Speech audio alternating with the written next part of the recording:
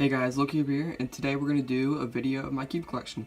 So I'm going to start off with 2x2. So the first 2x2 I have is the Guoguan Xinghan. This is my current main, and I got it $18 off the Cube Shop. I like this cube a lot. Next up is the Moyu Tangpo, I believe, non-magnetic. It's kind of light pink color. This also was my main for a long time. And these are my only two 2x2s. So next up we're going to do 3x3s. I have a lot of 3x3s, so I'm going to split it into two groups, magnetic and non-magnetic. So we're going to start with non-magnetic. So first up we have the Yushin Little Magic, which is actually pretty cheap. It's probably the best budget cube out there. So I definitely recommend this to any beginner cubers. Next up we have a really tiny 3x3, so nothing much to say about this. Next up we have a Rubik's brand, stickered, which sucks. Next up we have a Rubik's 2.0, which still sucks.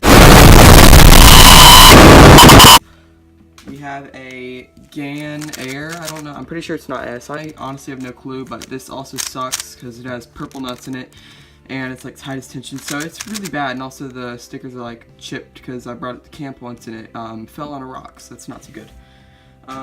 We have like some knockoff cheese sale from Amazon, which this piece came out. That's too bad. But it was my first speed cube ever. I had it for like 3 years before I even learned how to solve Rubik's Cube. Pretty sure it's called the 55 cube, but I lubed it with petroleum jelly a lot, so now it sucks. So on to the next one. Stupid little piece right there. MF3RS, just a budget cube. Definitely not as good as the Yushin. And the GAN 356 V2, I believe. I'm not sure if I'm right. Stickers, they didn't chip too bad. We have the orange little chip right there. Blue a little bit chipped, and this white sticker got really chipped. I don't know, I left it in my dad's car and it just somehow got really chipped. But that's the last of the magnetic cube. This is my second speed cube though, non-magnetic, sorry. So now we're going to move on to magnetic. So starting off the magnetic 3x3s, we have a GAN 354, which is basically just a stickerless GAN 356, but it feels actually a lot different. You can actually see the magnets. It has a black interior, which for a stickerless cube is not normal.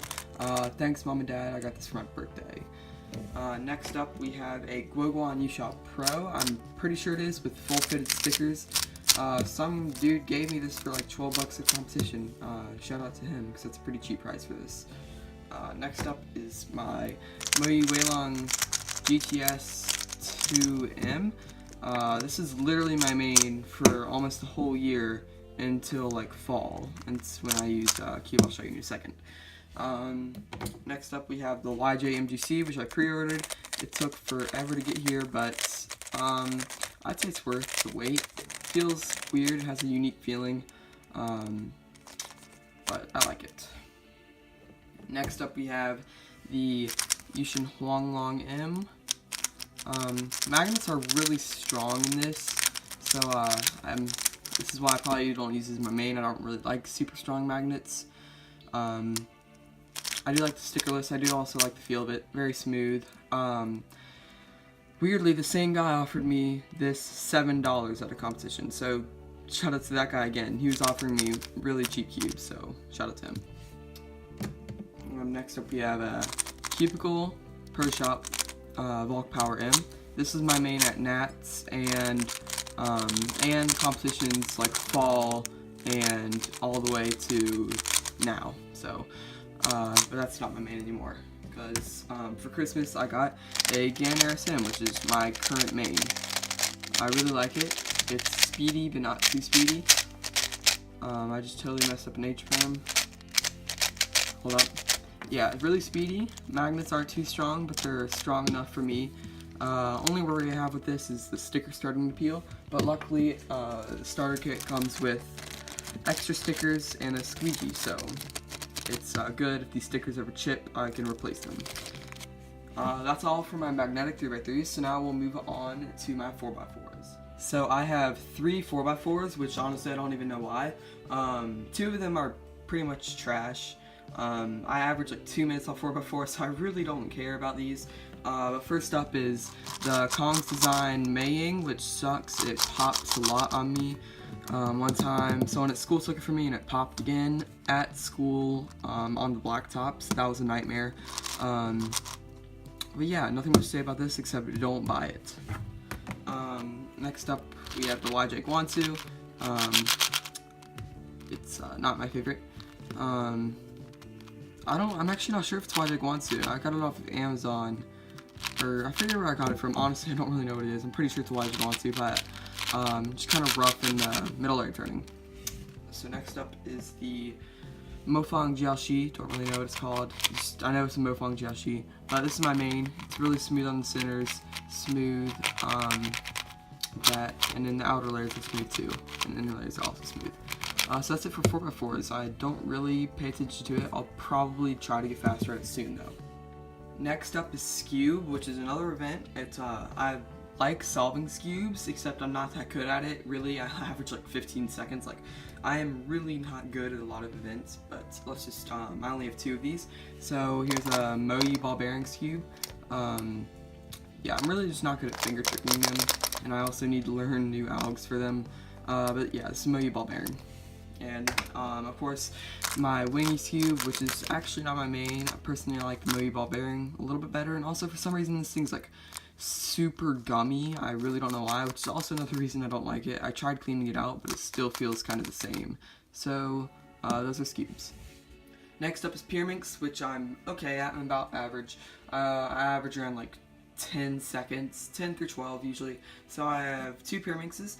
My first one, which is my main for basically all of 2018, is the Chi ball bearing Pyraminx, which locks up a little bit now, so I don't use it as my main anymore. Next up is the Moyi magnetic Pyraminx, which is my current main.